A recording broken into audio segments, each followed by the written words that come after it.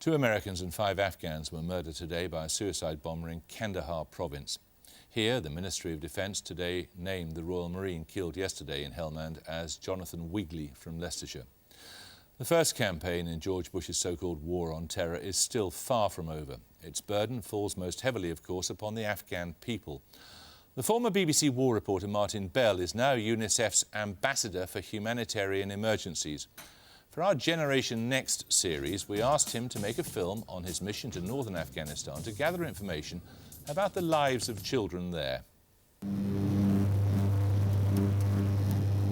We're taking the United Nations Air Force, its humanitarian air service, from Kabul to Mazar-e-Sharif, the largest city in northern Afghanistan. The UN travels by air to many places because of the fighting on the ground.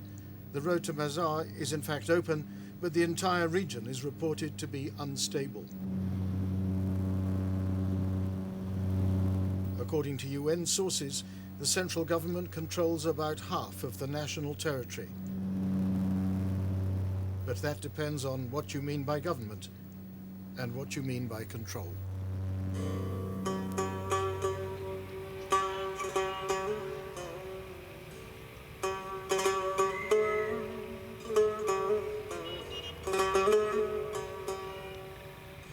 Mazar-e-Sharif was the first city to fall to the Northern Alliance in October 2001. This is not Taliban territory, and in 3 waves of fighting, more Taliban were killed here than anywhere else. But the cost was felt here too. The economy is shattered. Tribal leaders maintain their own power bases.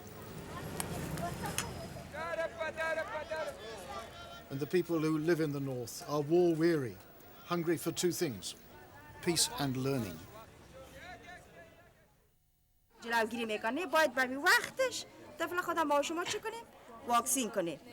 At a community centre, UNICEF are pioneering a scheme to educate women to read and write for the first time in their lives. Normally, such classes would be held privately behind high walls. But in the traditional society of Afghanistan, where men and women lead separate lives in public, Mazar is what passes for avant-garde. So they let us in and explain what they're doing.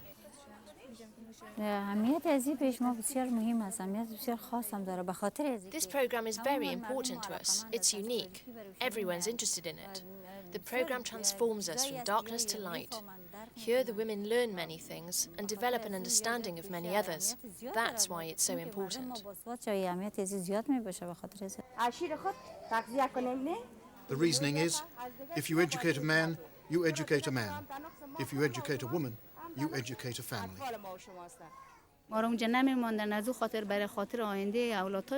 As refugees in Iran, we were not allowed to attend school. So for the sake of our children's future, we came back to Afghanistan. We are very happy because we can be educated here. We come here to learn how to read and write. As the saying goes, an illiterate person is like a blind person. Now, when we are out on the street, we can read a sign for the doctors or find an address. Madam, I'm very honoured to meet you. Thank you so much. I'm Martin Bell. I've got these people. These are all your wonderful girls? Oh, thank you so much. Thank you. A greeting at the Princess Raisa High School for the UNICEF delegation. We're very, very honoured to meet you. Thank you. The school was closed by the Taliban and turned into the barracks, bombed by the Americans and then rebuilt.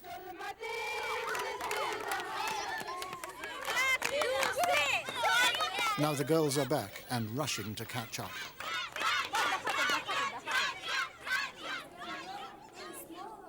It's hard to do in a country at war. Does it trouble you that there's so much fighting going on in other parts of the country, especially the south? Yes, we are concerned when we hear about the war in other parts of the country. We feel the pain of the people there. What are your hopes for Afghanistan? The future is bright. The youth of Afghanistan is on course to make good progress because we're all working hard at our studies. Not all schools are so lucky. In this one, in Shebagan, the local community, teachers and the children themselves are building classrooms.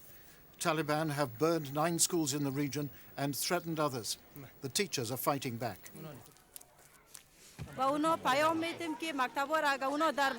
If they burn down schools, the government will build them again. For every school they burn down, we'll build 4 more. You see, they're not Muslim, they're enemies of Islam.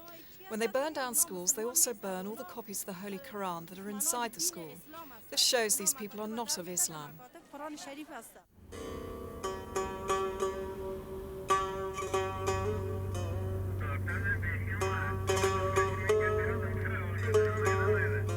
On the ground, the fortunes of war are especially fluid and variable. In the south, the hoped for winter ceasefire hasn't happened, neither can there be much reconstruction.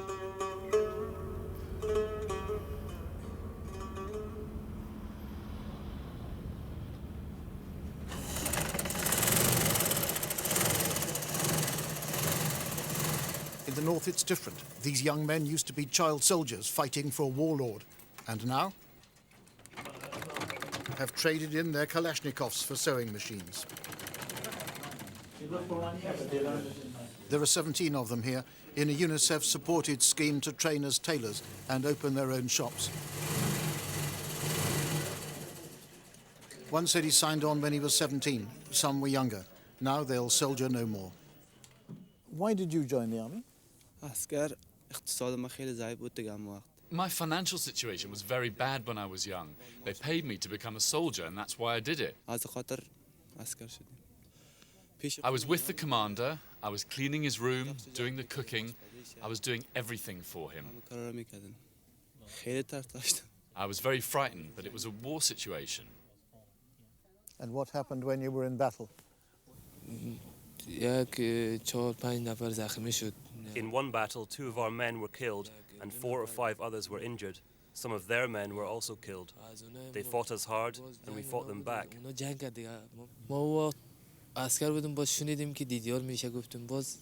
I heard about the demobilization program. Firstly, I was disarmed by a commander, then I was demobilized. They gave us all cards, they gave us wheat and helped us in many ways. And then they taught me to be a tailor. Now I make clothes, all different types of clothes. The war in Afghanistan is not religious, Sunni against Shia, but it can be about interpretations of religion.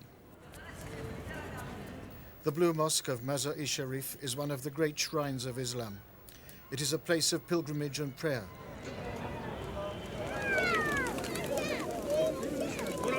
And the white pigeons of Mazar are part of it. Birds of peace, if only they were.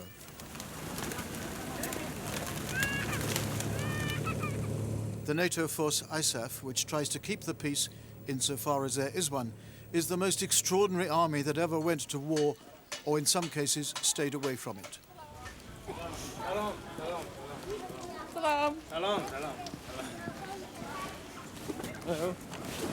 Mazar is patrolled by a force of Swedes, 250 strong, good soldiers who have lost 2 men to roadside bombs. But the fighting is done elsewhere. One of their tasks is to hand out copies of the ISAF newspaper, news of a force where one contingent won't patrol at night, another won't engage on offensive operations, and a third, obviously not the Swedes, won't go out in the snow. All very good for hearts and minds. But how on earth do you win a war like this?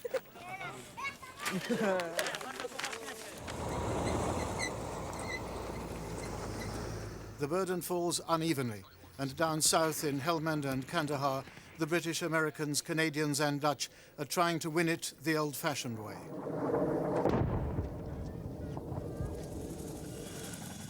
The British have form and history in Afghanistan, having fought 3 wars across this country without actually winning any of them. So how do you win people's hearts and minds? By bombing them. What I hadn't realised before I arrived here is that in the case of the Afghans, given their history and the violence they've been through and the intimidating role and effect of the Taliban, if we hadn't established in their minds, particularly in the South, that we were capable of winning militarily, we certainly weren't going to go on to secure their hearts and minds in the sense that you and I are now discussing it.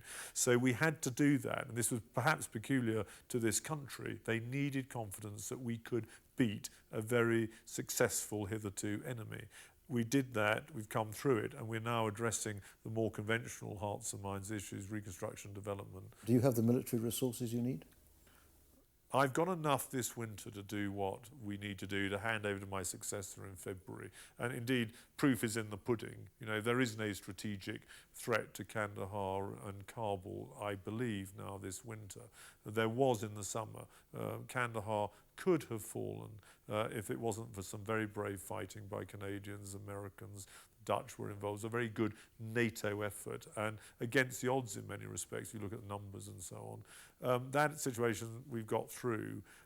I would worry if my successor had the same number of troops next year, not because we will be necessarily more threatened, but I know he will wish to exploit the success I think we've achieved this year, and he'll need more troops. But they're being offered.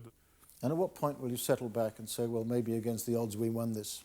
When we've managed to persuade the vast majority of Afghans to stay the course, to see the visible improvement that we are offering but have been slow sometimes in delivering. Once we're certain that we've got them excited, that we're there with them, we will deliver, then I think the writing is on the wall for the Taliban. They are not a popular liberation movement. There is no moral equivalence in the eyes of the average Afghan, let alone, I hope, in the eyes of the average BBC viewer, between the Taliban and what we're doing. They are a rotten lot who are offering a very dismal future. We're not.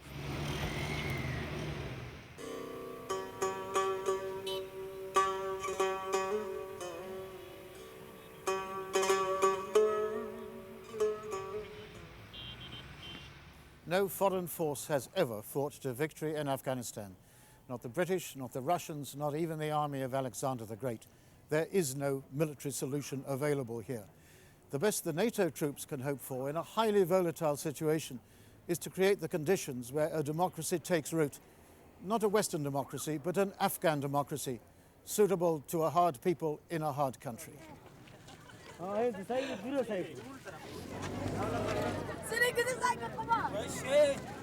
Even kite flying, banned by the Taliban, is a form of aerial combat. The aim of the flyer and the flyer's assistant, through deft handling and the coating of the string with ground glass or glue, is to bring the other kites down until theirs is the last one left flying.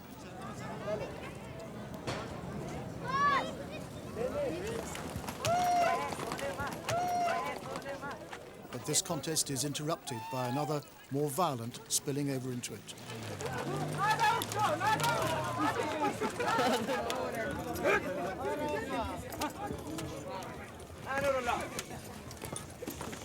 The Buzkashi is as old as recorded history, a game played or fought by horsemen trying to carry the carcass of a calf or goat under challenge from one part of the pitch to another.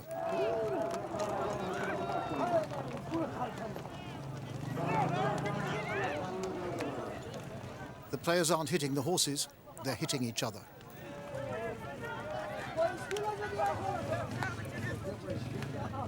Once mobilized, these northern tribesmen, Tajiks, Uzbeks and others, will fight as fiercely as they ride. They'll not accept Taliban rule again. So if the Taliban win, NATO loses and the government collapses, they'll rise again in a war without end, of which the principal victims will be the children, because they are more than half the population.